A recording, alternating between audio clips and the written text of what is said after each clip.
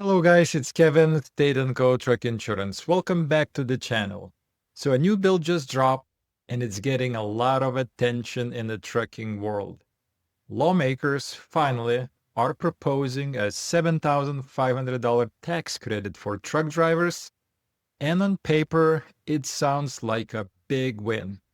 But is it actually a solution or just another shiny distraction? So let's take a deeper look at the proposed bill. The bill is called the Strengthening Supply Chains Through Truck Driver Incentives Act.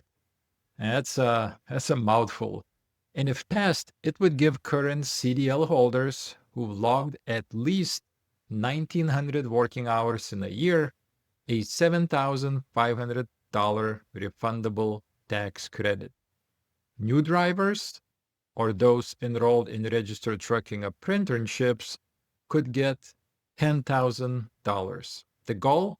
To attract more people into the industry, reduce turnover, and supposedly fix our ongoing supply chain issues. But here's where things get interesting. And here's my take on it. Money is great. Nobody's going to turn down a tax break. But if you ask drivers who are already out there grinding every single day, you'll hear a different story. Most of them aren't quitting because of taxes. They're quitting because of how broken the job has become. It's those insane hours, the unpaid wait times, the missed holidays, the lack of respect, the inconsistent freights, the low per mile pay that barely covers fuel, insurance, and food and other expenses. And people aren't leaving because they hate trucking. They're leaving because the way we treat truckers is just unsustainable. And this bill is treating the symptom, not the disease. And let's be real, will $7,500 tax break really convince someone to go through CDL training, then jump into an industry with this much burnout? Maybe a few, but will it keep experienced drivers from walking away? That's a question. And that's a much, much harder sell. There's also the question of who benefits most.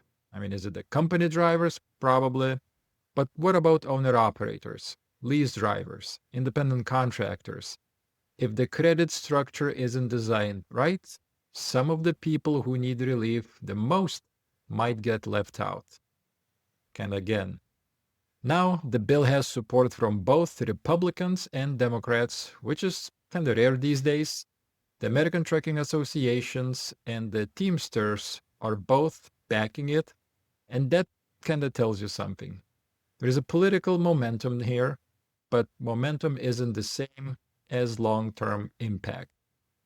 And if we're serious about fixing the trucking crisis, we need to stop throwing temporary money at it and actually invest in better working conditions. Just period. Pay people for their time, not just their miles. Improve detention time policies. Stop punishing drivers for delays they can't control. Respect their time. Give them real rest. And that's what retains drivers. Look, I'm not saying the tax credit is a bad idea. It's not. Every dollar helps.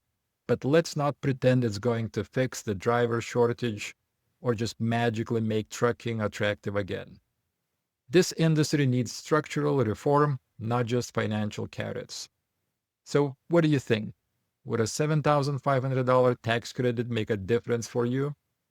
Is this a helpful step or just more political posturing? Drop your thoughts in the comments. I want to hear from you. And if you're new here, hit that like button, subscribe, and stay tuned. We've got more trucking news, breakdowns, and real talk coming your way. See you next time. Bye.